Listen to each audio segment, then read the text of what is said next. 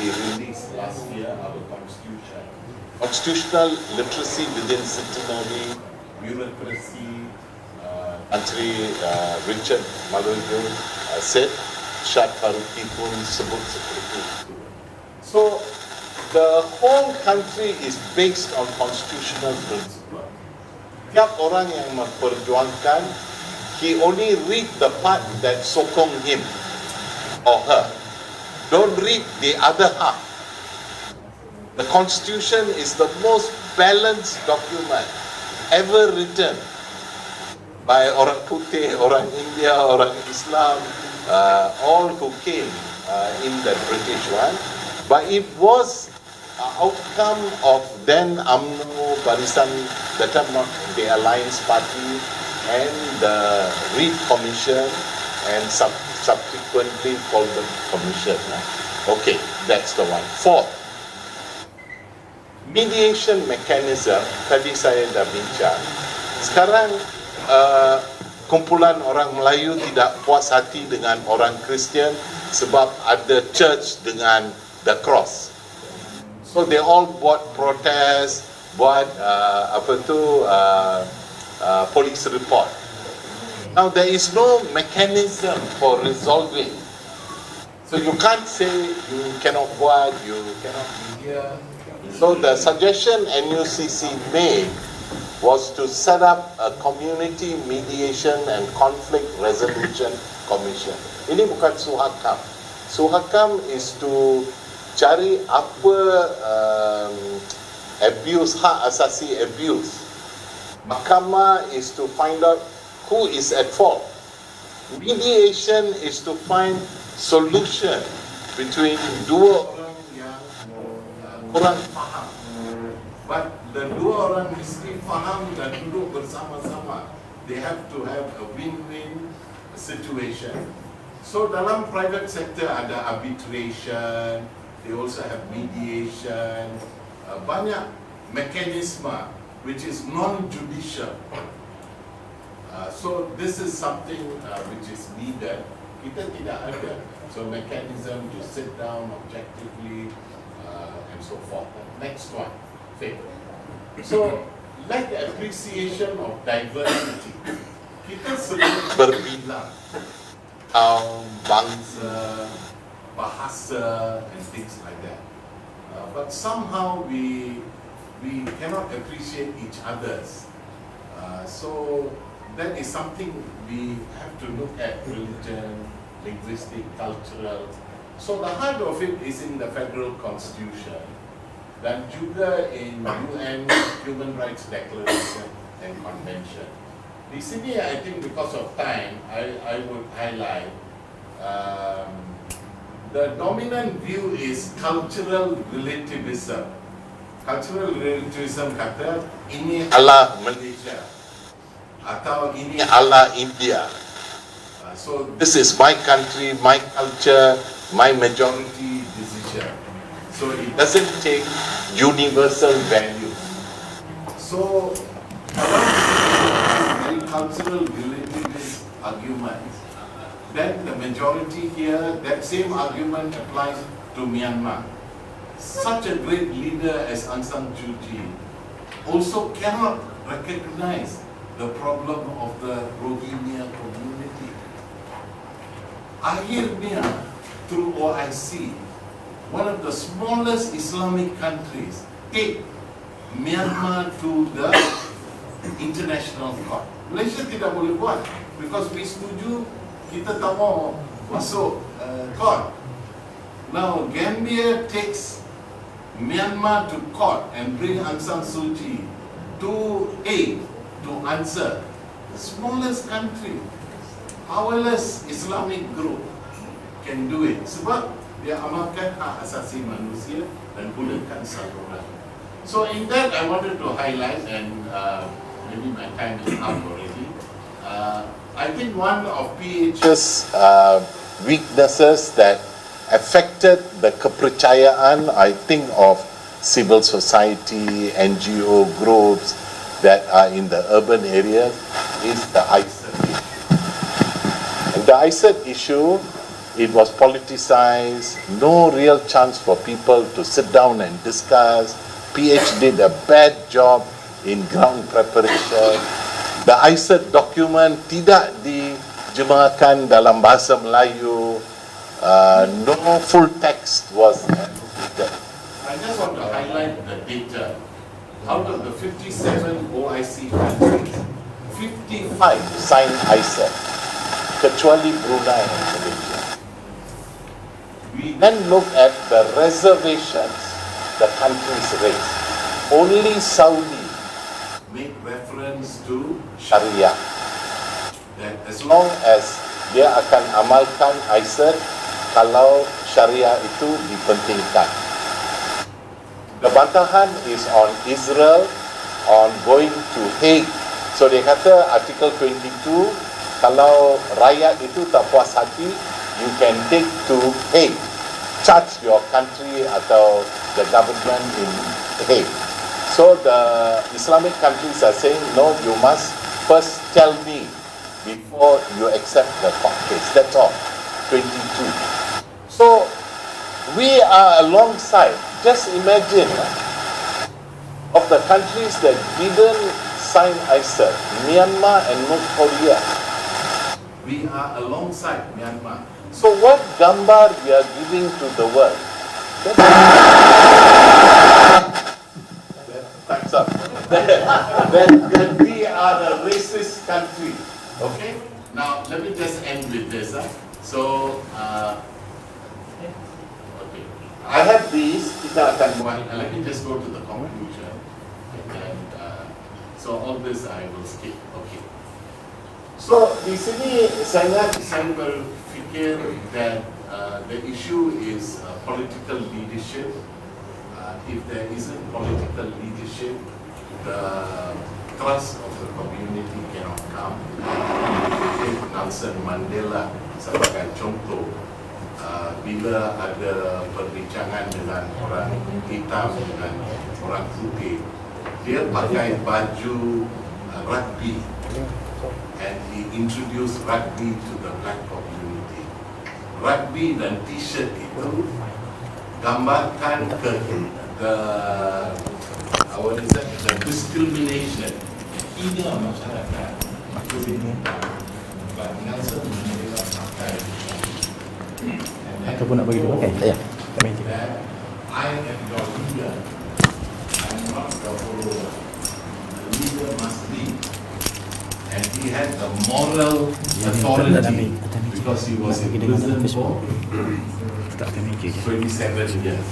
So dengan itu, so I would feel strengthening institutional mechanism and constitutionality is important to restore kita punya context. If we compare Malaysia with many other countries, actually at a daily living relationship, tidak ada banyak. I can walk into any Malay kampung, or you can walk into and you will not fear that somebody is going to tikam you. You just go to some parts of New York, you will fear for your life on that. So we are not. Yet the ucapan and the style we are doing damages the country. So harus kita berubah and change the structure.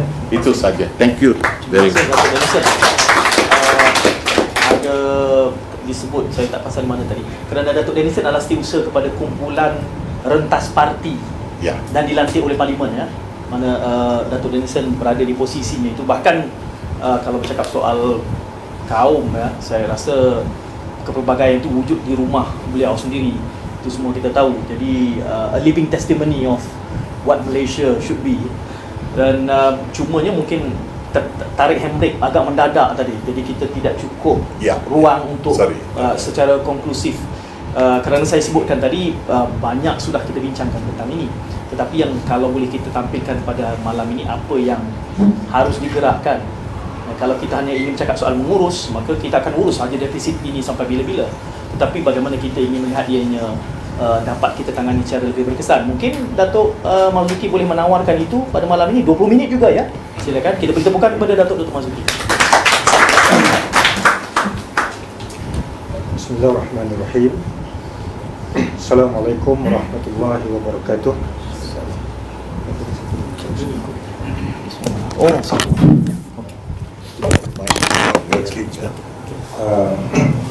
Terima kasih saudara Syed Mawar selaku moderator pada malam ini. Yang berbahagia Datuk Denisan dari Suria, saudara-saudari hadirin yang saya hormati sekalian. Malam ini satu topik yang saya rasa agak berat yang kita nak bincangkan. Kita ambil semangat ini sebagai satu majlis ilmu. Saya tak boleh menjanjikan dapat menawarkan solusi, kerana isu yang kita bincang ini bukan isu baru, sudah berdekad seperti mana yang saudara Syed Mawar sebutkan tadi. Ini sepertinya satu isu yang tidak ada penghujung. Dia ada turun naik dia. Ada masa suhunya agak panas, ada masanya suhunya agak sejuk, dan keadaan tegang, keadaan yang agak terkawal.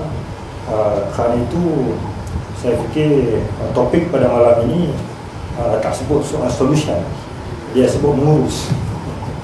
Jadi ini mungkin supaya tak memberikan satu pengharapan yang tinggi bahawa kita boleh menyelesaikan semua perkara dalam masa yang singkat.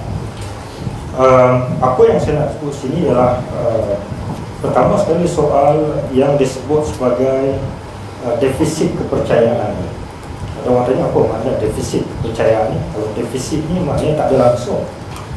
Defisit, kalau kita ada duit, defisit maknanya tak ada duit lah, sampai kita terpaksa hutang.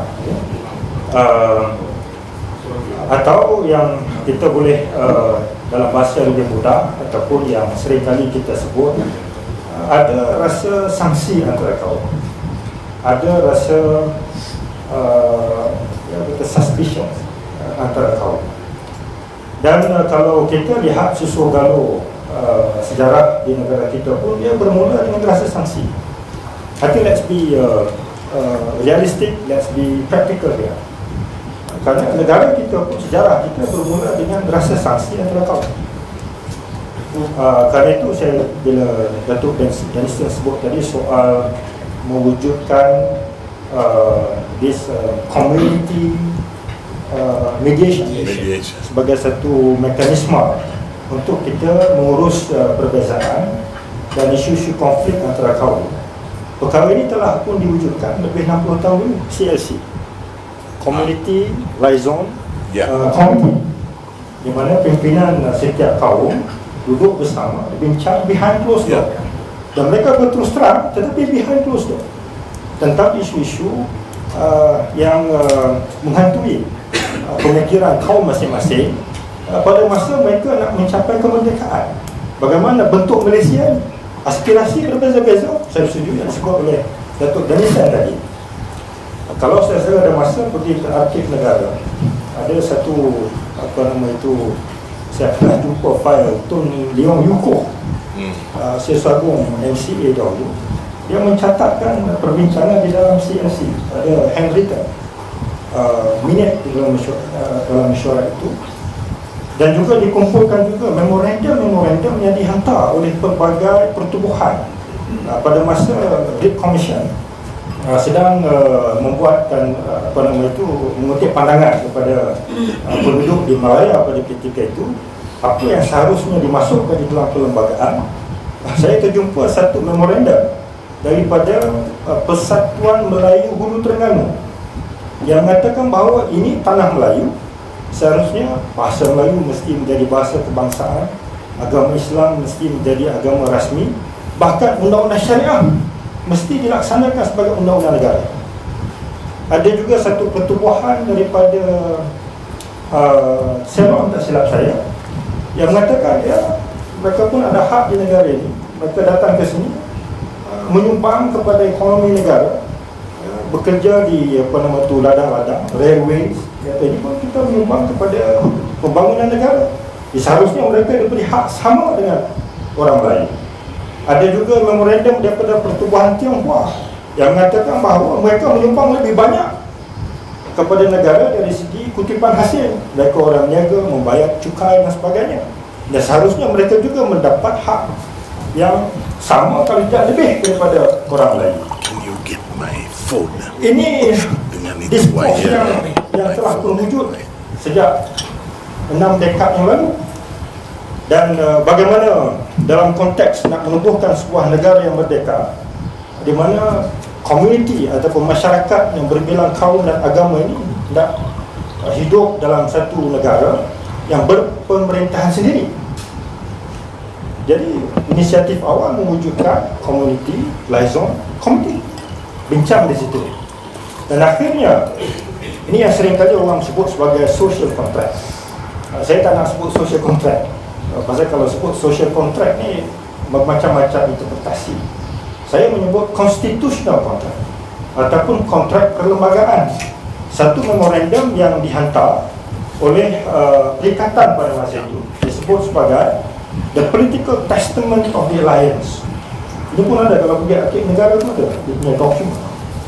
Ditandatangani oleh pimpinan parti-parti perikatan pada masa itu yang membincangkan ataupun diletakkan di dalam memorandum itu perkara-perkara yang kita bincang sampai ke hari ini. Ya, antaranya ialah soal kedudukan istimewa orang lain. Dan saya melihat kalau diteliti dokumen-dokumen ini yang dimasukkan kemudiannya di dalam perlembagaan, ianya adalah satu dokumen yang balance. Perkara 153 umpamanya menyebut tentang tanggungjawab yang di-Pertuan Agong untuk menjamin dan memelihara yang disebut sebagai kedudukan istimewa orang lain, dan kemudiannya anak negeri Sabah dan Sarawak. Dan pada masa yang sama menyebut tentang juga tanggungjawab yang di-Pertuan Agong untuk memelihara hak-hak yang sah bagi semua kaum. Itu yang Datuk sebut tadi. Kadang kita baca ni constitutional literacy. Kadang-kadang kita membaca constitution ini ikut yang mana kita convenient kepada kita sahaja. Quran pun sama. Ramai yang menyebut Quran ini dia baca sekarang. Mana-mana ayat yang dia fikir boleh sesuai manfaat kepada kumpulannya, dia bacalah ayat tu. Tapi dia tak baca habis. Serta perlembagaan pun sama. Ya, bahkan kalau dilihat dalam perkara 153 ni panjang berjela yang mana dalam perlembagaan itu sendiri menyebut mana yang boleh, mana yang tak boleh. Hak kedudukan istimewa orang lain. Kadang-kadang tak baca. Bukan semuanya ada kedudukan istimewa. Hanya dalam perkara-perkara yang dinyatakan di dalam perlembagaan. Apa dia? Beasiswa, tempat latihan di universiti, apa nama itu, position di dalam khidmatan awam, dan juga perkara yang berkaitan dengan lesen dan permit. Bukan yang merangkumi semua perkara. Kadang-kadang orang rasa fobia bercakap tentang artikel 153. Dan hak-hak yang sah bagi semua kaum ada jaminan juga. Kemudian tentang isu bahasa. Ini 2-3 hari ini kita sibuk dengan isu Jawi. Ya, dalam perkara 152 disebut tentang bahasa kebangsaan ialah bahasa Melayu, tetapi bahasa-bahasa lain boleh diamalkan, boleh dipelajari dan boleh diajar. Itu satu yang balance. Kedudukan agama Islam. Agama Islam sebagai agama persekutuan, tetapi agama-agama lain boleh diamalkan secara aman dan harmoni di setiap bahagian di dalam persekutuan. Juga yang berkaitan dengan kedudukan raja-raja dan perkara-perkara yang lain yang disebut di dalam perlembagaan itu, kerakyatan, hak kerakyatan di dalam bahagian ketiga perlembagaan persekutuan. Saya fikir kalau kita ada constitutional literacy yang baik dalam kalangan masyarakat kita ini, seharusnya perkara yang kita sebut sebagai isu-isu ataupun konflik antara kaum ini boleh kita manage. Ya, masalahnya ialah kerana ini juga disebut sebagai the unfinished business. Walaupun di dalam perlembagaan itu telah ada framework, bagaimana nak mengimbangi kepentingan antara kaum-kaum yang berbeza di negara ini, tetapi isu-isu yang berkaitan dengan perkara yang telah pun dimasukkan ataupun terma-terma di dalam kontrak perlembagaan ini terus dipersoalkan. Jadi ini saya fikir perkara yang kita sedang hadapi pada hari ini. Kerana itu pada saya, tuan saya, solusinya telah ada, penyelesaiannya telah ada. Kalau setiap orang memahami dan berpegang dengan terma-terma yang telah pun ada di dalam kontrak perlembagaan itu, tidak timbul apa-apa isu yang boleh menjejaskan hubungan antara kaum. Tetapi malangnya, ataupun saya tak mungkin sebut sebagai satu perkara yang unfortunate, tetapi inilah realiti yang berlaku di dalam masyarakat kita. Kerana politik yang berlaku dalam masyarakat ini kadang-kadang terlalu tajam. Seperti mana yang Dato' Dennison sebut tadi, setiap parti politik atau kumpulan-kumpulan berkepentingan biasanya mendapatkan dukungan melalui public opinion. Mereka yang paling mudah sekali ialah mendapat sokongan daripada kaum masing-masing. Dan sentimen kaum ini, it sells like hockey, macam goreng pisang panas. Kalau kita baca di dalam Facebook ataupun WhatsApp, ya, kita ingat esok gaduh, esok dah boleh berperang. Kenapa? Kadang-kadang tabiat masyarakat kita, hukum kita sendiri pun kadang-kadang kita baca tajuk saja. Bila baca tajuk saja dan kita tidak mendalami kandungan sesuatu bahan yang diedarkan di dalam media sosial itu, kadang-kadang dia memberikan satu gambaran yang tidak tepat tentang sesuatu perkara. Dan inilah saya fikir yang kita sedang hadapi. Bagaimana kita nak mengurus soal defisit kepercayaan antara kaum yang kita lihat menjadi semakin agak tegang. Dia ada turun naik dia, bukan dia tegang sentiasa, tapi dia ada turun naik bergantung kepada isu. Dan kalau ia tidak ditangani melalui satu mekanisme yang baik, dia boleh menjerumuskan masyarakat kita dalam konflik yang lebih parah. Dan secara sejarahnya, Malaysia ini sebuah negara yang aman, sebuah negara yang stabil, sebuah negara yang walaupun ada isu-isu yang berlegar berkaitan dengan hubungan antara kaum, tapi secara amnya hubungan kaum di negara kita ini antara yang baik jika dibandingkan dengan negara-negara lain yang menyebabkan konflik, huru-hara, pertumpahan darah dan sebagainya. Saya fikir di negara kita ini still manageable. Dia hangat ni di kedai kopi. Dan kedai kopi sekarang bukan fizikal kedai kopi. Ya, dia dalam WhatsApp group tu pun kedai kopi dah. Dia memang bercakap tu memang keras.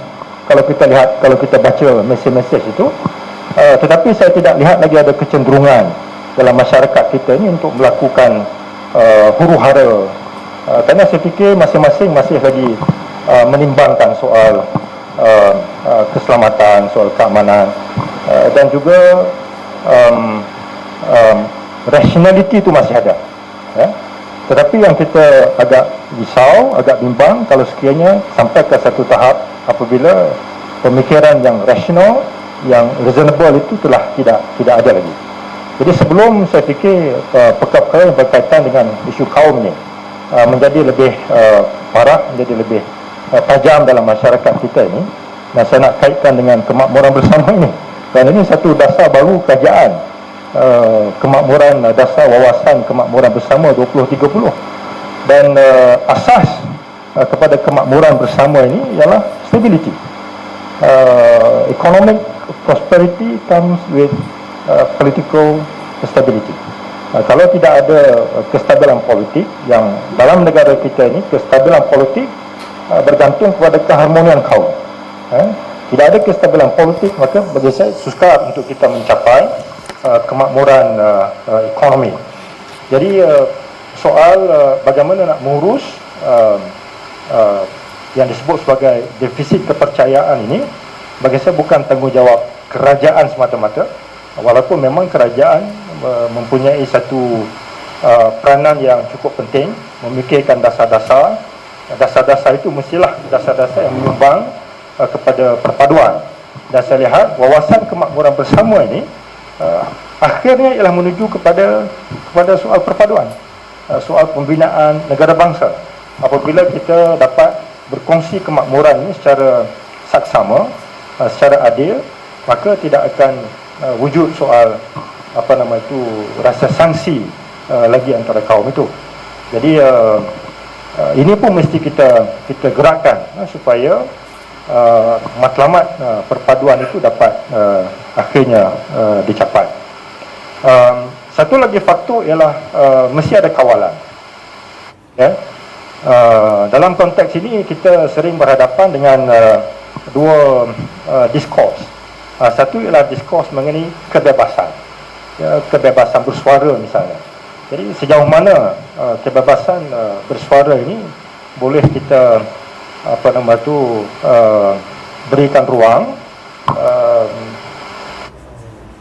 kalau sekiranya kebebasan bersuara itu sampai ke satu tahap ia juga menjejaskan soal hubungan antara kaum. Ini banyak didebatkan. Misalnya Akta Hasutan. Patutkah kalau ikutkan dalam manifesto Pakatan Harapan, Akta Hasutan ini mesti dimansuhkan. Tapi kalau dimansuhkan Akta Hasutan, tidakkah ada mekanisme yang lain yang boleh mengawal keadaan di mana instrumen undang-undang diperlukan untuk menjamin ketenteraman dan keharmonian antar kaum. Misalnya hate speech, macam mana kita nak regulate hate speech. Jadi perkara inilah yang saya fikir perlu diperhalusi lagi dan perlu mengambil kira pelbagai aspek di dalam kita nak mengurus soal hubungan antara kaum di negara ini. Mungkin saudara saya tidak menjawab apa itu solution. Saya berhenti setakat mengurus isu hubungan antara kaum. Mungkin saudara-saudara ada pandangan yang lebih bernas daripada saya, dan itu kita berdialog pada malam ini, dan kalau kita boleh ada satu solusi, insyaAllah boleh dikemukakan. Terima kasih.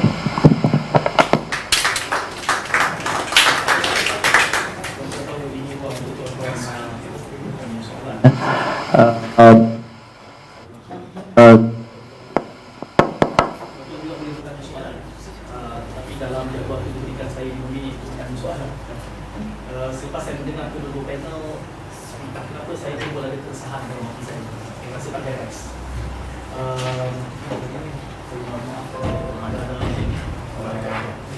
Kita sudah boleh menunjuk-nunjuk masalah ni sini, masalah ni sini, masalah sini. Kalau kita bahkan juga disebut kita tak boleh menggunakan kerajaan, itu ada mekanisme. Persoalan yang cepat timbul dalam kepala saya adalah bila kita kata dahulu ada proses mediasi yang menjadi cultural capital. Ia tidak perlu dipaksa-paksakan sebagai sebuah institusi yang wujud. Ini persoalan mengapa dibilang. Pada peringkat apakah melunturkan proses yang dahulu wujud secara tradisi? Apa benda ini? Begitu juga bila dikatakan bahawa ini mungkin sekaligus soalan juga. Saya cuma untuk mengumpulkan keresahan saya. Kerana saya lontarkan kepada panel. Saya tengok dekat slide itu ada banyak soalan. Digambarkan bahawa tidak boleh mengharapkan kerajaan. Justru yang mekanisme yang diharapkan itu siapa yang perlu wujudkan. Dalam keadaan di mana mekanisme itu dahulu pernah ada, proses kemajuan kita dipercepat dan dipertajam perlahan oleh media baru. Kemudian dia sudah tidak ada. Dan juga sudah ada banyak siri-siri perbincangan bengkel yang membentangkan. Saya ingat lagi antara forum di TV itu sewaktu berlakunya insiden di Kampung Medan itu sama Prof Ulung dari ketika itu menyatakan bahawa perlu ada, kita akan wujudkan sebuah alarm system. Alarm system itu di mana? Saya pernah mendengar ini selama 20 tahun. Kalau kita punya iltizam yang besar untuk melihat defisit ini dikurangkan, maka bagaimana kita boleh wujudkan sebuah KPI untuk melihat bahawa tahun 2021 defisit itu dapat dikurangkan? Kerana kita sudah dalam banyak mungkin boleh menunjuk-nunjuk, bahkan tadi digambarkan bahawa over politicize. Dan kita tahu, kita cukup sedar bahawa realitinya kenapa defisit ini semakin melebar adalah kerana peralihan pentadbiran. Dan apabila berlakunya penyatuan yang besar di satu negara. Dan ini adalah merupakan bumbu politik yang sangat berkeras untuk meraih sokongan, mudah dimanipulasikan. Kita boleh saja duduk dalam media sosial. Kita juga risau apabila mendengar laporan Cambridge Analytica menggunakan sentiment analysis dan memanipulasikan ini untuk tujuan memenangkan pemilihan presiden. Bayangkan itu kan. Jadi ini realiti baru yang kita berhadapan. Jadi kalau kita boleh berasa lega dengan hanya membincangkan bagaimana mengurus, saya rasa defisit ini pada masa-masa mendatang Ada harapannya cukup tinggi. Disebutkan di pekan awal tadi, bagaimana kita nak menyelesaikan once and for all. Ini macam disebut how to eliminate the conflict. Kalau ada konflik, sama ada kita nak eliminate the conflict. Tapi masyarakat ni dia dynamic bagi saya. Kadang-kadang kita fikirkan ada solution, mekanisme yang boleh menyelesaikan konflik. Tetapi dalam keadaan-keadaan tertentu, solution yang kita fikirkan itu menimbulkan konflik. Sebagai contoh, Datuk Denison menyebut tentang ISA. Mungkin itu satu mekanisme untuk kita eliminate racial discrimination dan juga isu-isu berkait dengan ras etnik di negara kita. Tetapi kerana masyarakat kita ni dynamic, penyelesaian itu menimbulkan satu konflik yang baru yang kita fikirkan itu menjadi penyelesaian, tetapi dia menimbulkan konflik yang lain. Ada juga yang mencadangkan, oh kalau begitu masalah perpaduan di negara kita ini, dia macam-macam prescription, ya? Oh kerana wujudnya aliran-aliran pendidikan berbeza. Ramai yang katanya, so macam mana nak menyelesaikan masalah perpaduan di negara kita? Okey, solusinya satu sistem aliran persekolahan. Tetapi tanpa kita sedari, diskurs mewujudkan satu aliran persekolahan itu sendiri pun menimbulkan konflik yang baru. Ada penentangan, ada protes, ya, kemungkinan akan mewujudkan satu keadaan yang tidak stabil dan sebagainya di negara kita. Mungkin juga ada yang mungkin dalam konflik, misalnya bagi contoh isu Dawi. Walaupun kalau baca dari segi penerangan yang diberikan oleh Kementerian Pendidikan, saya baca Hansard di Parlimen, ini soal nak identiti kebangsaan, soal nak mempromosikan warisan negara supaya kerana itu di negara kita ini, kalau kita tengok dari segi dasarnya, ada kawalan. Kawalannya apa? Undang-undang, ya, ada undang-undang tertentu yang mengawal tentang, saya ambil contohlah hate speech misalnya, ada juga undang-undang yang mengawal posting-posting di media sosial, MC dan sebagainya. Ada juga kawalan-kawalan di dalam penal code, kesalahan-kesalahan tertentu kalau menggugat keamanan, menggugat keharmonian, ada kawalan, ada undang-undang. Dan ada juga program-program yang cuba untuk nurture perasaan saling hormat menghormati, persefahaman, perpaduan dalam program-program berbentuk kenegaraan. Ya, dulu ada program PLKN, ya, ada. Tur Mahathir pernah mencadangkan sekolah wawasan, ada tentangan, ya. Dan ada juga yang saya ingat di Kementerian Pendidikan dia panggil apa? Datuk RIMOP, ya, rancangan integrasi murid untuk perpaduan. Jadi dia mesti diprogramkan, ya, mesti diprogramkan. Dan program ini boleh wujud di mana-mana kementerian. Asalkan ada satu, orang kata, kerangka dasar yang utama. Dan saya harap ini, wawasan kemakmuran bersama ini satu kerangka dasar yang besar. Kalau tengok objektif yang ketiganya itu ialah membentuk satu negara bangsa yang bersatu padu. Jadi di semua kementerian mesti ada apa dia program-program untuk kita memupuk semangat perpaduan. Dan pembinaan negara bangsa ini satu proses yang berterusan. Jadi kita tak boleh berhenti. Dan kita tak boleh mengambil satu sikap bahawa pada satu hari kita akan selesaikan masalah ni. Dia akan sentiasa timbul. Soalnya bagaimana kita nak manage, kita nak mengurus hal-hal ini. Jadi mekanisme undang-undang kawalan mesti ada. Dan satu lagi, dasar-dasar program-program yang memupuk perpaduan mesti ada. Di samping perlunya ada mekanisme untuk kita menyelesaikan ataupun yang sebut oleh Dato' Danisan tadi, mediation. Kadang-kadang kita pergi mahkamah, ada yang mencabar ini, pergi isu-isu yang sensitif, pergi ke mahkamah. Tahu sajalah bila mahkamah ada dia tak ada perbincangan di mahkamah ni, sama ada you kalah you menang saja. Tapi kalau ada misalnya mekanisme mediation, ini boleh dilakukan. Dahulu mungkin kabinet, akhir sekali kabinet lah, kerana kabinet itu kan wakil macam-macam parti politik, mewakili kaum-kaum dan sebagainya, boleh diselesaikan di dalam kabinet dan sebagainya. Jadi ada bermacam-macam mekanisme yang kita perlu boleh kita fikirkan, sama ada mekanisme yang sedia ada yang boleh kita perbaiki, kita tambah baik, ataupun mekanisme baru yang boleh kita laksanakan. Yang penting kita sebagai rakyat boleh hidup. Saya rasa hari ini kita boleh hidup bersama, kerana inilah negara kita. Mana lagi kita nak pergi? Ini negara kita. Tak kira kita Melayu, kita Cina, kita India, inilah negara kita.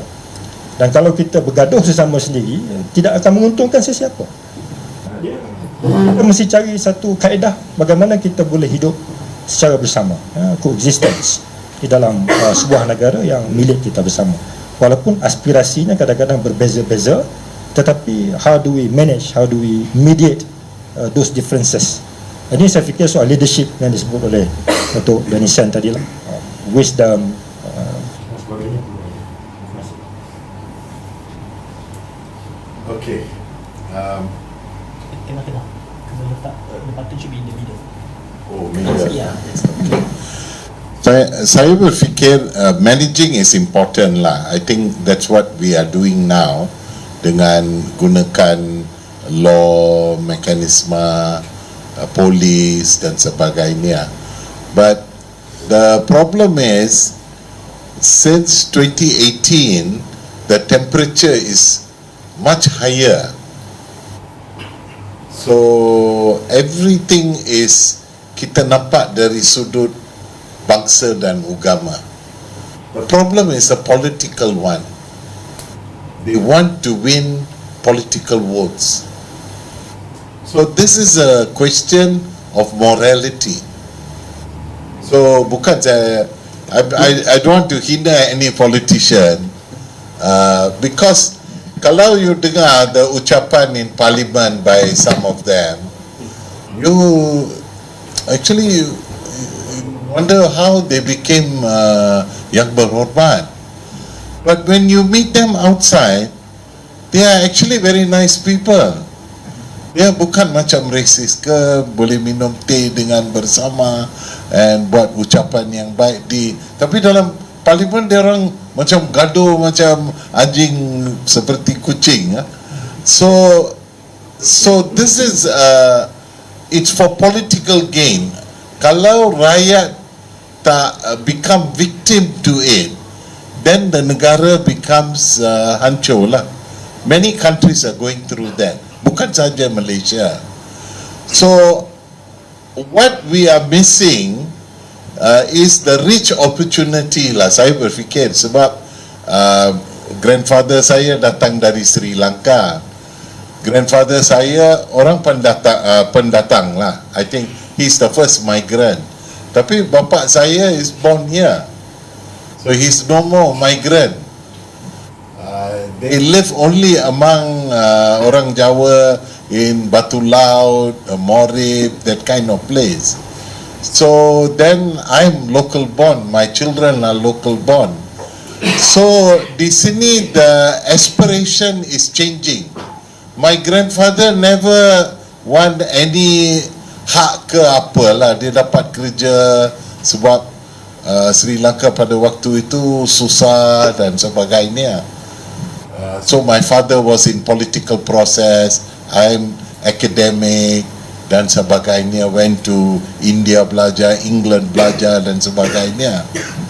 But bila sampai kepada anak saya, they don't fikir themselves as India or China because isteri saya Cina.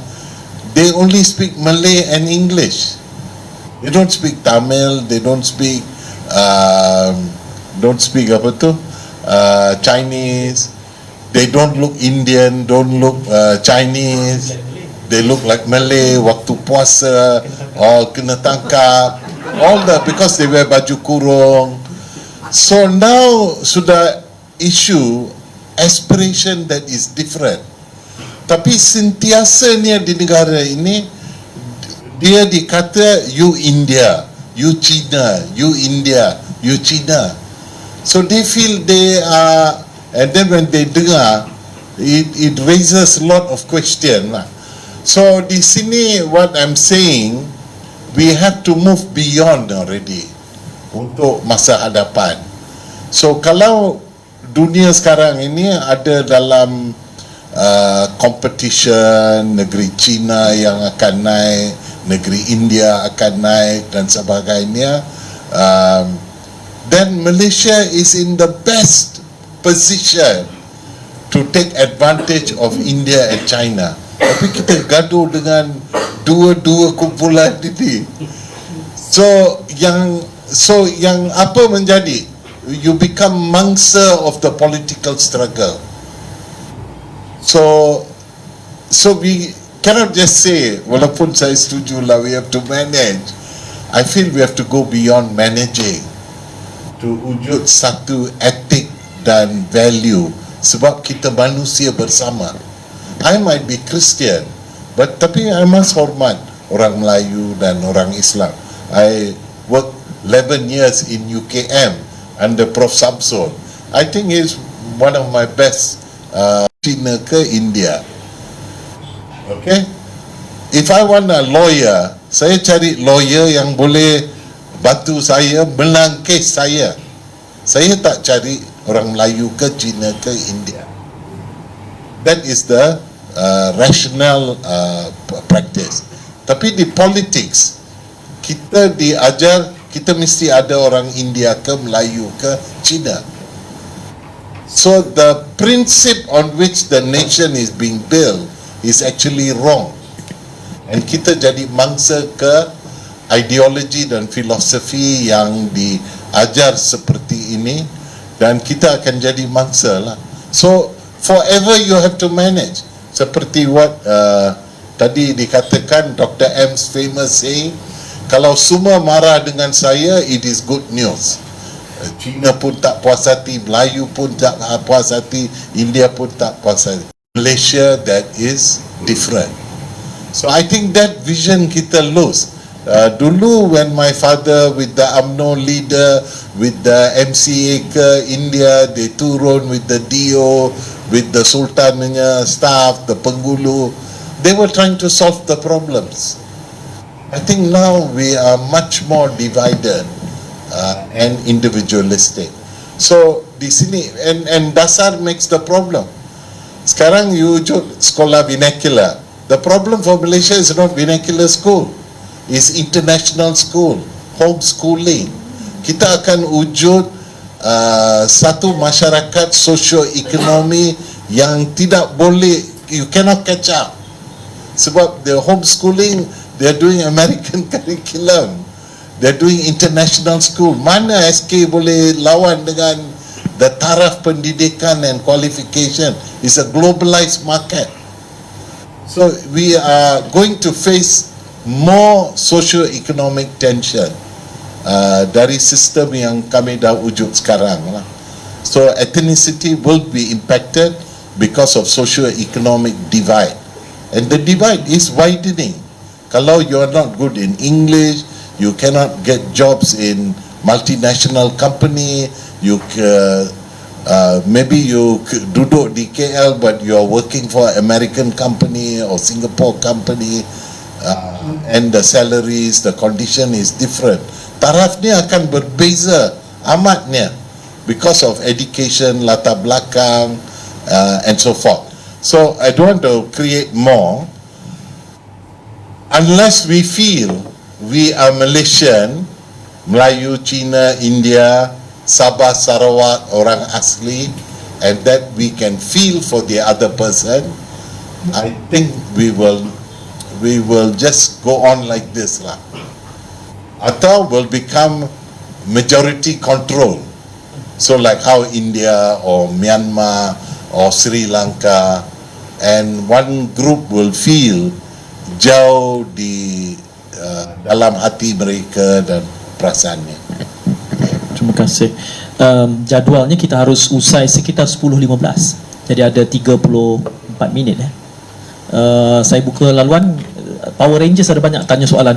Bahkan di Slido ada yang tanya berapa peratus. Saya yakin dua-dua panel tak boleh jawab lah. Berapa peratus ahli politik kita yang celik Constitution. Itu antara soalan yang ditanyakan di Slido lah. Silakan tuan, boleh kita kongsikan. Silakan. Mungkin saya kumpulkan dua dahulu. Kita tengok masa yang berbagi. Kenalan sikit. Assalamualaikum warahmatullahi wabarakatuh. Nama saya Rohayuddin. Dah banyak perbincangan isu, tapi paling menarik sekali bila pemoderator kata kita sekarang sudah boleh menuding salah orang ini, salah orang itu. Bagi saya pun nak tuding juga lah. Dan saya tuding satu saja, orang politik. Itu saja. That's all. Sebab orang politik terutama yang telah menjadi wakil rakyat, semasa menjadi wakil rakyat, mereka telah mengangkat sumpah untuk sumpah jawatan, di mana di situ di depan agung memelihara perlembagaan, dan mereka inilah yang memporak-peranda dan memutarbalikkan perlembagaan untuk kepentingan masing-masing. So, saya rasa kalau nak katakan orang ramai, nak salahkan orang ramai tak boleh, sebab mereka ni tak faham perlembagaan, dan perlembagaan ni bukan mudah untuk dipaham, sebab perlembagaan ni adalah undang-undang tertinggi di Malaysia. Undang-undang yang biasa ni pun kita susah nak faham, sebab tarifan ni berlainan, tak sama dengan apa yang kita faham secara harian. Sebab itu saya juga merupakan membuat grup di Facebook Warisan Pemikiran Tun Mahathir. Sejak 5 tahun yang lepas, kami selalu bincang pasal perlembagaan, dan kami pernah cadangkan seperti mana yang Profesor cadangkan, sesiapa saja nak jadi ahli wakil rakyat sebelum pilihan raya diwajibkan mengambil kursus perlembagaan yang dianjur oleh Majlis Zahid Raja. Itu saya rasa itu yang paling berkesan sekali, sebab saya rasa sebagai wakil rakyat susahlah kalau depan orang ramai cakap lain, di parlimen cakap lain, di lobi parlimen cakap lain. Itu dah orang kata what's wrong with you, itu saja. Baik, cubaan tak bunyi pula mic. Saya teringat ucapan you deserve the leader that you choose. Saya kumpulkan dahulu, silakan. Good evening, saya Halim Muhammad. Cik Halim, Mungkin yang nak murid orang dalam bilik ni lah, because we are counsel and sebab tu dia datang, ya, dia datang. This management. kita kena berdakwah kat luar. I think my biggest worry is kemakmuran yang kita kata ni sebenarnya, I believe in this law makmur lah. Okay, we are targeting those who are tak makmur. These are the one that can burn down the village, okay, or burn down the town. But I think you should how to engage them. I think that is the biggest issue.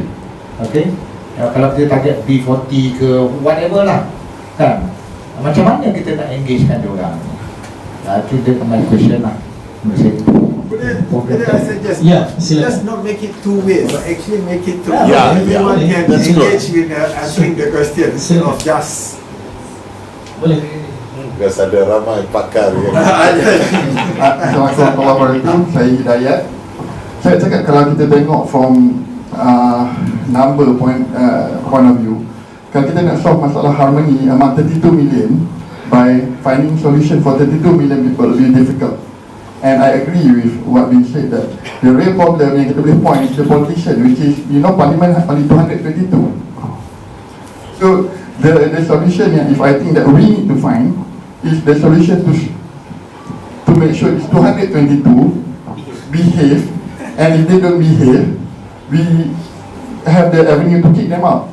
Because kalau tak, memang you'll never solve the issue. But 32 million is a lot of hate for us to influence. But if we can control 222, mula kita boleh control 222, and then we go on more, maybe the opinion leaders, the head of NGOs and whatnot. So they need to have a certain level of etiquette. You can enforce those kind of things, I think we have chance.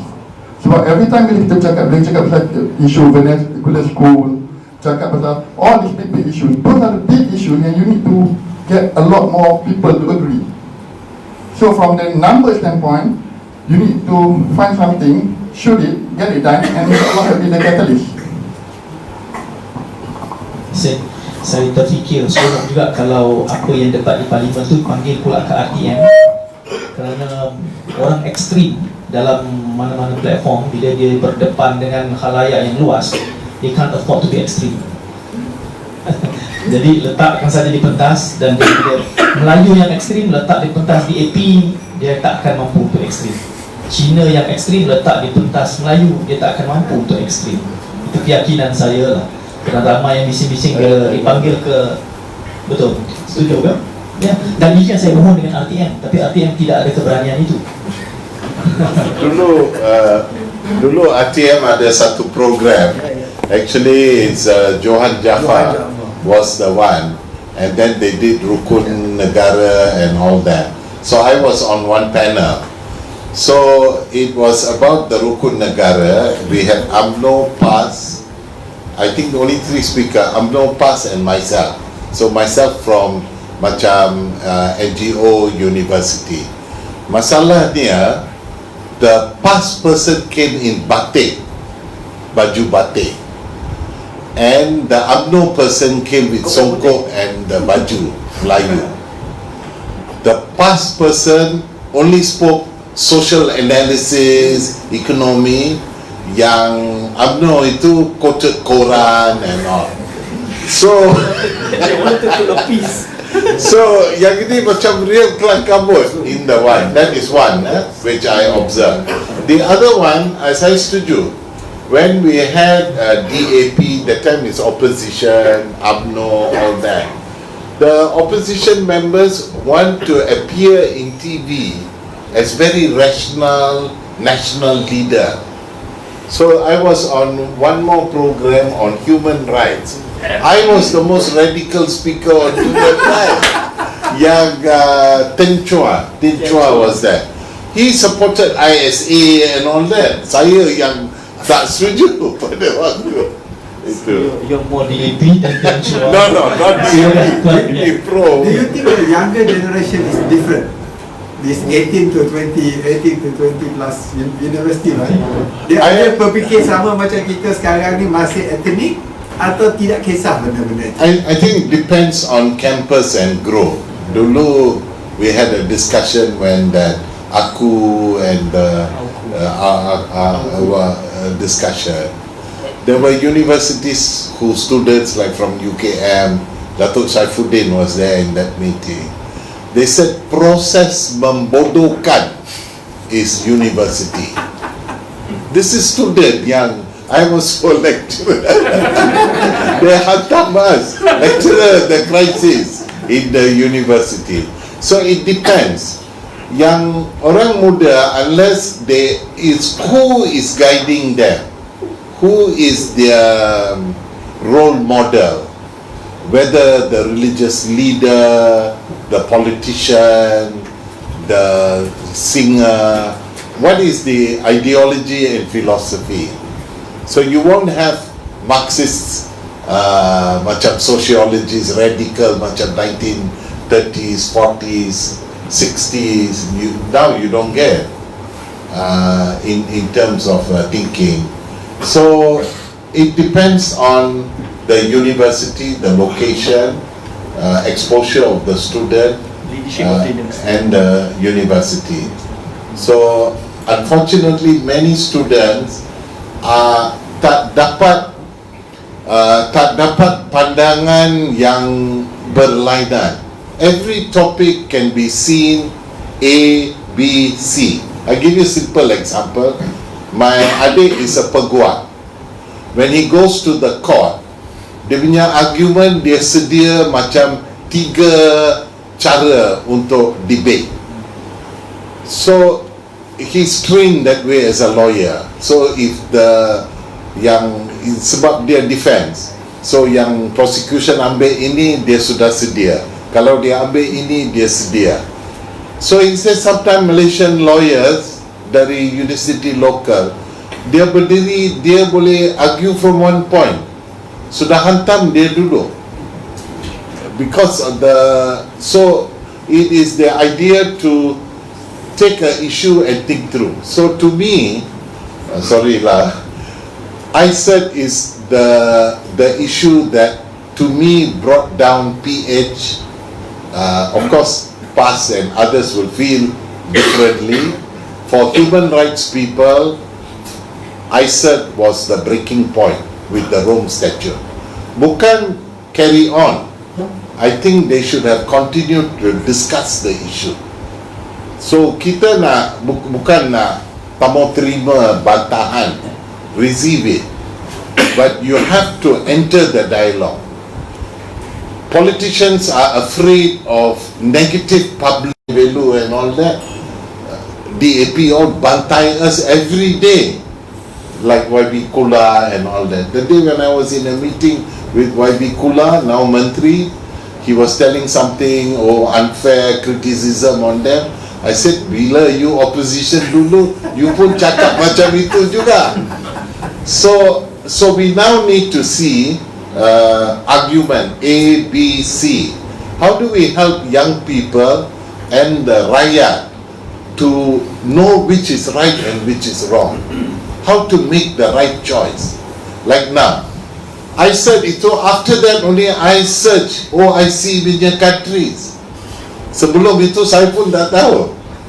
Out of 57, 55 sign. Then I want to look at yang mana buat bantahan, what issue. How many Islamic countries sign hak asasi manusia macam civil political right, other rights? Ramai.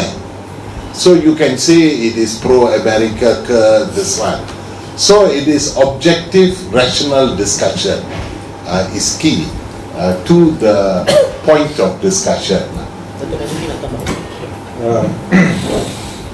Soal trust deficit nampaknya daripada soalan-soalan tadi dia bukan politik. Trust deficit memang ethnic groups, trust deficit kepada ahli politik. Dan memanglah kalau kita lihat dalam mana-mana kajian sekalipun, antara profession yang paling tidak dipercayai ialah ahli politik. Yang paling dipercayai doktor dan ahli akademik. Saya tak tahu mana satu. Ada ahli akademik masuk politik. Jadi ini biasa. Bukan biasa, itu satu perkara yang kita boleh terima seadanya. Tetapi kerana nature of politics ni, dia play to the gallery. Lepas tu Datuk Denson, kalau kita lihat ahli-ahli parlimen bercakap dalam dewan itu, dia play to the gallery. Jadi kerana itu mereka bercakap, kalau kita lihat kadang-kadang nampak tidak begitu rasional, dan boleh menimbulkan pergaduhan dan sebagainya. Tapi lepas tu pergi kelam, duduk okey saja, minum kopi, sembang-sembang, tak ada masalah. Jadi saya fikir kalau kita boleh selesaikan masalah playing to the gallery, ataupun dalam konteks ini kata the politics of outbidding. You want to outbid your opponent. Kalau dulu UMNO dengan PAS nak tunjuk siapa lebih Islam lah. UMNO lebih Islam ke PAS lebih Islam, sampai timbul isu kafir dan sebagainya. Di sebelah pihak lain pula nak tunjuk siapa lebih Melayu, satu pihak lagi nak tunjuk siapa lebih Cina. Pada satu ketika ada yang nak tunjuk siapa lebih demokratik, tapi itu masih belum sampai ke situ lagi. Jadi itu the politics of outbidding ini yang kerana ahli politik ni memerlukan sokongan. Dan seperti mana yang saya sebutkan tadi, mereka akan lihat sisi-sisi mana yang mereka boleh mendapat kesokongan yang lebih berbanding pihak lawan. Dalam konteks negara kita ni memang it's a race-based politics. Jadi saya fikir perlu juga kalau ialah satu idea bernas juga tadi, kalau sekiranya ahli-ahli politik di negara kita ni boleh memahami, menghargai prinsip-prinsip di dalam perlembagaan dan hukum negara, dan mungkin itu salah satu perkara yang baik supaya tidak ada perdebatan di luar sana itu yang boleh menimbulkan perkara yang tidak disenangi oleh kaum-kaum yang ada di negara kita ini. Saya bercakap tentang kaum, kalau Datuk Danisan tadi, we have to move beyond that. Saya tak tahu lah, mungkin di universiti pun saya mengajar ethnic politics. Dan saya lihat pada hari ini kita masih lagi, kerangka kita masih lagi berfikiran kaum. Jadi tambahan pula, kalau ada satu ketika kalau kita ingin bergerak ke hadapan to eliminate racial differences, timbul juga polemik yang mengatakan ini nak menghapuskan identiti kaum, menghapuskan budaya, politics of identity. Dan saya rasa bukan saja di negara kita ini, di seluruh dunia sedang bercakap tentang the politics of identity. Jadi politics of identity ini dia boleh jadi baik kalau kita nurture dengan cara yang baik, tapi dia juga boleh menjadi punca kepada masalah-masalah yang berlaku di banyak negara. Datuk yang saya sebut tadi, di India, di Myanmar, dan di Amerika. Amerika sebuah negara yang pelopor demokrasi. Trump is playing the politics of identity di sana.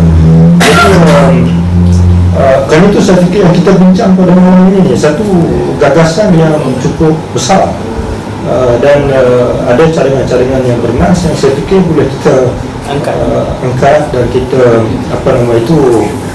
perhalusi lagi, dan bagaimana nak memperbaiki keadaan. Saya tak nak kata kita sudah hilang harapan, sudah hilang punca, tidak.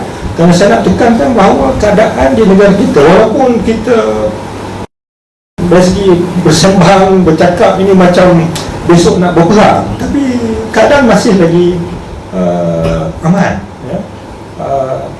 But the problem is, seperti mana yang saya sebut tadi, kadang-kadang isunya dia is highly politicized. It's being politicized by the formal realm of politics as well as the informal realm of politics. But migration has become a serious problem also. Migration has become migration is a serious problem. Migration, and immigration. Kan itu saya nak ambil contoh. Saya nak ambil contoh kenapa masyarakat kita ni, saya tak tahu, saya nak kata saya tak nak gunalah ayat yang boleh menyebabkan orang tak puas hati. Tapi saya ambil contoh baru ni isu visa, isu pengecualian visa kepada warga negara Cina, pelancong warga negara Cina yang datang ke negara ini. Bukan satu dasar yang baru, dasar dibuat tahun 2016 lagi, tapi jadi isu. Apa isunya? Bila kita selidik, rupanya isunya, ini warga negara Cina datang ke sini, overstay, akhirnya diberi kerakyatan, akhirnya dia boleh mengundi. Saya tepuk dahi je kata. Jauh sangat dia punya imajinasi tu. Jauh sangat imajinasi tu. Kalau kita betul-betul selidik dari segi undang-undang, dari segi peraturan, once dia overstay, dia dah illegal. Kalau dia illegal, tak layak nak mohon warga negara sekalipun.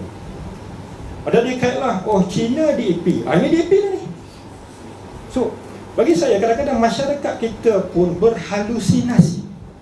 Hallucination. Dan dia jadi orang hallucination ni, dia schizophrenic. Mungkin kena tengok ni, fenomena media sosial pada hari ini juga kadang-kadang membawa kepada wujudnya schizophrenic society. Dia memberi gambaran-gambaran, bayangan-bayangan yang mungkin yang tak betul pun. Jadi firefighting lah. Saya kesian bila kita tengok kerajaan pada hari ini terpaksa membuat setiap hari ada firefighting. Kenapa? Kerana timbul isu-isu beginilah. Dan ya biasalah macam yang saya sebut tadi, outbidding, the politics of outbidding, the politics of playing to the gallery, baik parti politik, baik interest group, mereka menggunakan isu ni dan akhirnya menghangatkan lagi keadaan yang pada saya tidak ada isu. Bagaimana kita nak mendidik masyarakat? Di sini, ini mendidik ahli politik, mendidik masyarakat, mendidik NGO pun dia macam-macam. Ada NGO Human Rights, ada NGO Islam, ada NGO Melayu, NGO politik, yang NGO gangster pun ada. Jadi ini rencamnya politik dan masyarakat di negara kita yang saya kata mesti kita urus. Di peringkat ini kita urus, walaupun kita mesti ada visi yang lebih jauh. Bagaimana nak mewujudkan satu negara yang ideal, yang bersatu padu. Saya summary dia sebut the nation of intent. The nation of intent, true Malaysian nation, satu bangsa, negara bangsa Malaysia ini yang makmur dan bersatu padu. Jadi itu saja. Silakan Tuan. Kita ada 8 minit berbaki. Assalamualaikum, saya Muhammad Aryan Khan. We touch on many subjects. They are micro, they are macro, everything, but it is a nation.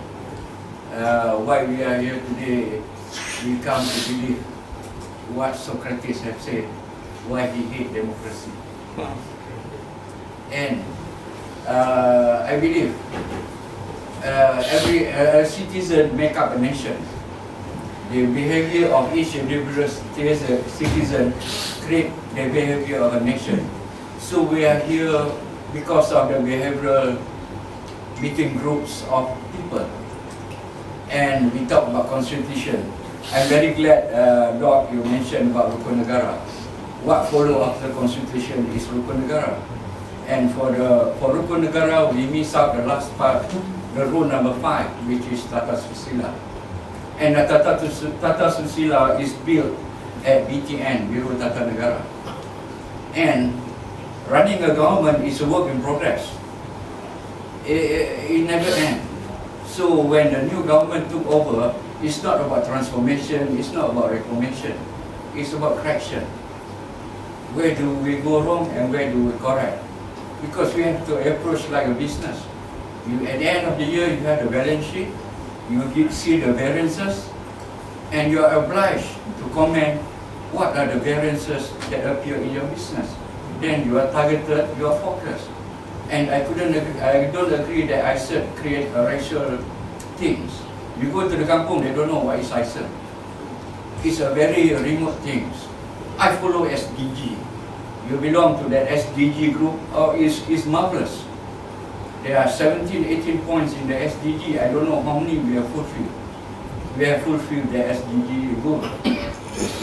And basically, it's just like a business where people don't see the difference between sales and marketing. When marketing is a strategy, sales is operational. They fail to see what is a business and economics, what is commerce and industry. Is business commerce? No. They don't have a business bank, but they have a commerce bank. A lot of issues being collided by the situation. We feel clinically, talking about psychology. I'm from the behavioral background. Now they are talking about behavioral engineering. They go into micro social engineering, because individual make up the social. So there's a lot of issue. Even we talk about racism. Do we address chauvinism? Is chauvinism legal? No, it's not. And now, I pity the Malays. We have lost to some Malaysia. It's a way where the people can voice out. Now they took out. The thing is dead. And I think someone must be very happy. So, but we don't know. It's not time to name up name. If you live at a long enough, you have full. If you read papers, you will see. I can quote you. What is chauvinism? I can define. But if every Malay bought one utusan, it will not close down. That is not the issue. That is not the issue. We understood that. We understood that. That means we are not united when you say like that. Do you mean to say we are not interest? Because we have our workers who die on the road every year. Yeah. We lose out 6,000 kids on the road. That is equivalent to about $2 billion loss. If one person costs you 200,000, by the time they reach age 20 years old, they die on the road. You go to any big crowd of youngsters, you ask them, do you have a client who died on the road? They will say yes, most likely. 80% will say yes. The deaths of the people on the road is more than the Afghanistan war yearly. Every year 6,000 without means, and daily is 20%. It's not being addressed. Who is responsible?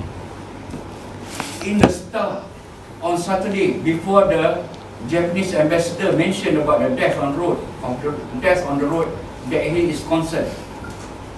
About 6 activists wrote on the newspaper in Star. You read on Saturday, I think. It's about the death on the road. How people is so concerned. The civil society, not even NGO. It took a diplomat to mention this. And now I'm mentioning. The head of road safety is Lee Lam Tai. No one dare to criticize him. Why? And then nobody take on him. And awarded him with the highest award. What is PH is doing? It's a pure irresponsible. They call it responsible thinkers. It's about cognitive dissonance. No, they have so many minutes to speak. Give me 10 minutes. It's just mukadimah, so that everyone. Harus menggunakan masa yang diberikan. 10:15. Jadi saya nak beri masa panel conclude. Fair. I wish we have a phase 2 engagement. Di slide itu tidak ditutup. Slide itu tidak ditutup. Jadi tuan-tuan boleh. You have only 30 seconds, my friend. 30 seconds only. Boleh. 30 seconds saja. In counting. Bismillahirrahmanirrahim. Assalamualaikum warahmatullahi wabarakatuh. Nama saya Muhammad Nazri bin Abdul Latif, Esko Majlis Belia Malaysia. Cuma saya lihat hari ini kita berbincang soal banyak tajuk tu dah lari daripada tajuk asal. Kita nak balik kepada hari ini adalah kita punya masalah dan defisit kepada perpaduan dalam negara ini. Jadi saya seorang merupakan mediator community yang terlibat dalam rukun tangga dan baru ini saya baru habis kursus dengan Jabatan Perpaduan untuk kita adakan kursus mediation interreligions. So apabila kita lihat hari ini, saya nak mencadangkan supaya kita lebih fokus kepada apa yang dah ada. Yang hari ini kita lebih menunding jari kepada pihak tu, pihak ni, tapi kita lupa di rumah kita sendiri, di jiran sebelah kita. Rukun tetangga telah ditubuhkan sekian lama, functionnya tidak di-upgrade sendiri oleh kerajaan. Rukun negara dan rukun tetangga ini boleh digunakan untuk kita memkuat dan memperkasakan perlembagaan Malaysia kepada masyarakat di bawah, ahli politik. Ya, 30 saat. Jadi saya cadangkan kalau ada waktu ni dah Dr. Mazuki adalah merupakan sebahagian daripada kerajaan, maka perkasakan rukun tetangga ini. Dan sekarang kita ada 2,000 mediator community yang bersedia untuk berkhidmat kepada masyarakat untuk hal-hal komuniti. Ini kita nak satu padukan persisian faham di antara masyarakat kecil. 30 saat, masih. Saya mohon maaf, dah 10.16. Jadi saya gagal melaksanakan tugas saya dengan cemerlang lah. Kita janji usai pada 10.15. Dan itu semua kelemahan saya kerana saya cuba menangani kepelbagaian yang ada, defisit kepercayaan pada ruang masa yang ada. Walau macam mana pun, saya menggunakan prerogatif saya untuk memberikan 1 minit seorang lah kepada kedua-dua panel. Melihat kepada sentimen yang ada ni, saya nak mulakan dengan Datuk Dr. Marzuki dulu. Soal bagaimana kita nak merakyatkan perpaduan ya. Yang saya sebut tadi, saya setujulah rukun tetangga. Bukan saja rukun tetangga, benda saya ingat ini mekanisme ni telah ada. Bagaimana kita nak meningkatkan keberkesanannya. Rela, saya kata, rela itu berbagai kaum.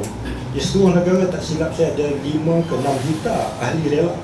Ini berbagai kaum, grassroots level.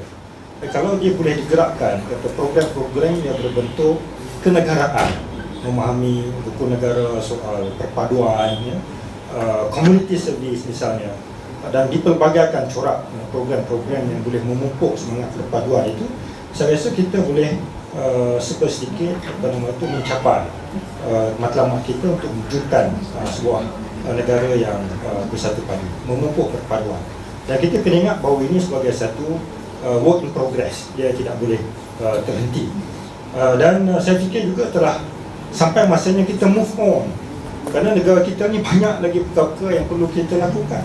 Soal pembangunan ekonomi, kemajuan bidang teknologi, dan kita perlu catch up dengan negara-negara di sekeliling kita. Kalau kita lihat Indonesia, lihat dahulunya Vietnam umpamanya, dan negara-negara lain yang sudah pun terkehadapan dari segi pembangunan ekonomi, kemajuan negara dan sebagainya. Jadi kalau kita masih lagi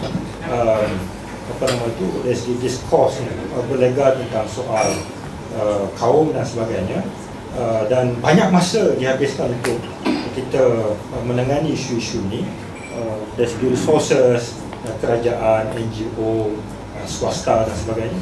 Saya fikir we need to move on, kerana ada perkara lain yang lebih besar yang perlu kita capai sebagai negara dan masyarakat.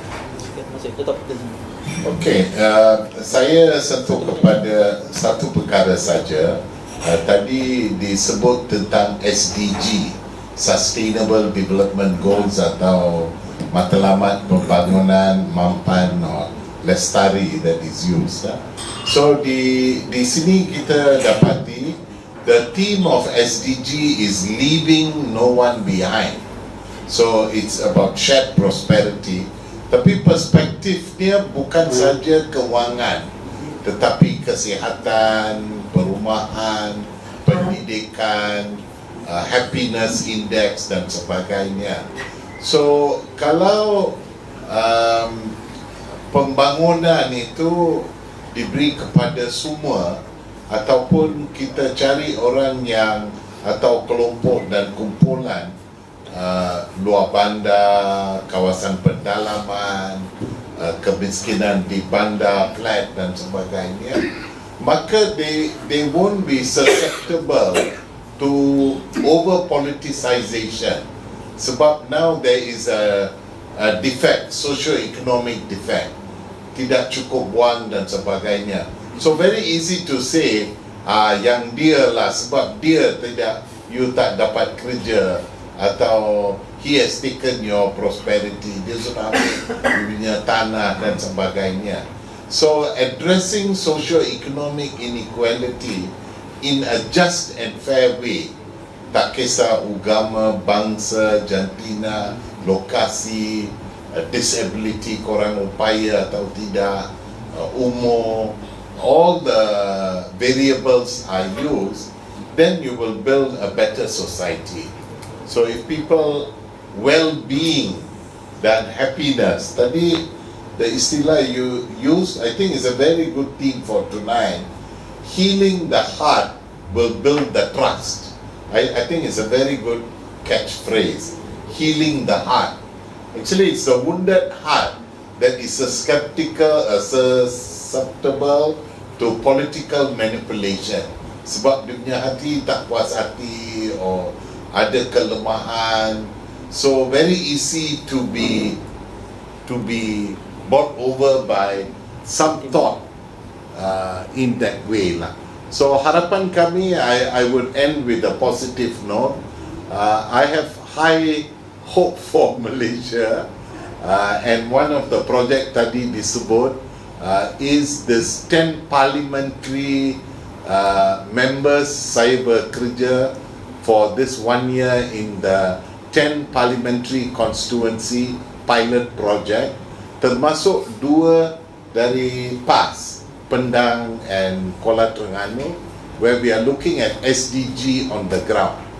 So we said from the beginning, Pendang not just Malay Muslim NGO go, orang Cina, orang Kristian, we must be multi-racial, multi-religious, multi-disciplinary, multi-dimensional in our approach. And this is a concerted effort to go down to the ground as NGO to address collective problems. So kalau miskin orang Melayu, Ibu Tunggal and so forth, must be the concern of every Malaysian. It shouldn't be saya cari orang India, you cari orang Melayu, you cari orang Cina. That style should change to dia manusia, so I will be involved in that change. Mungkin cara itu we will see change, and KRT can play a key role lah. Problem with KRT also was politicized. Mechanism KRT is also politicized, like Yayasan Tekun, Abana Ikhtiar. So these must be bebas dari politik. So it shouldn't now be all PH control lah. Then UMNO people cannot get, PAS will get, PASs might not get. So it shouldn't be like that. MIC people cannot get, only DAP boleh dapat.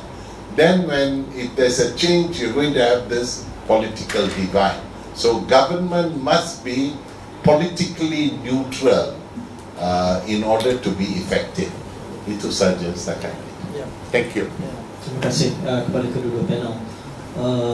Ya, kita lihat dalam demokrasi moden pun hampir-hampir saja tak boleh memberi gaji pada satu ketika apabila tidak boleh bersetuju dengan bajet yang diperuntukkan. Itu realitinya kerana demokrasi juga tidak sempurna. Dan saya ingin mengingatkan bahawa Slido tidak berhenti di sini. Selalunya Slido akan berlangsung selama seminggu. Jadi saya sangat, Tuan Roman ya, saya sangat menghargai komen-komen yang juga sifatnya philosophical kerana itu akan membantu menyusun disiplin kerangka pemikiran kita. Sebab ada kalanya tanpa kerangka yang betul itu, kita akan menangani isu secara patchy. Jadi touch and go dan tidak ada approach yang universal.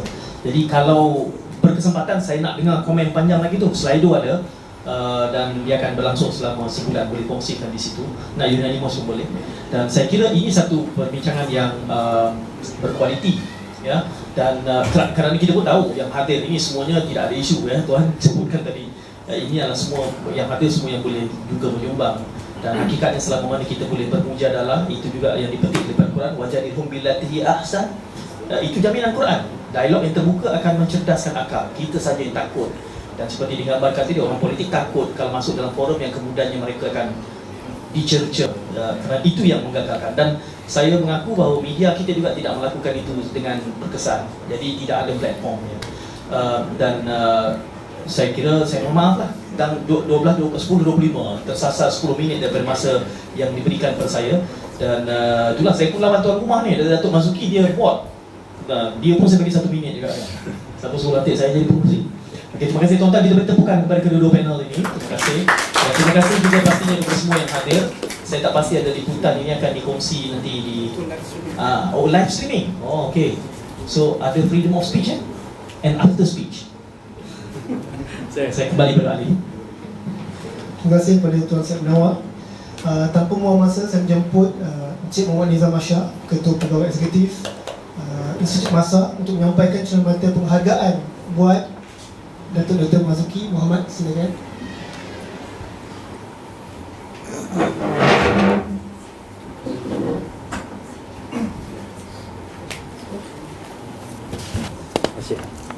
Seterusnya Profesor Datuk Dr. Denisun Jayasuriya. Silakan.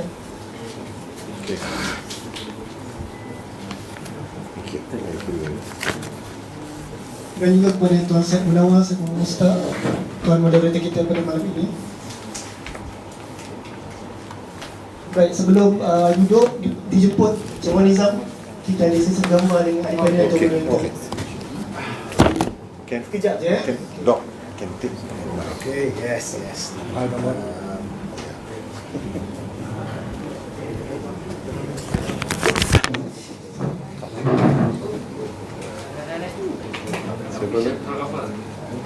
Okay.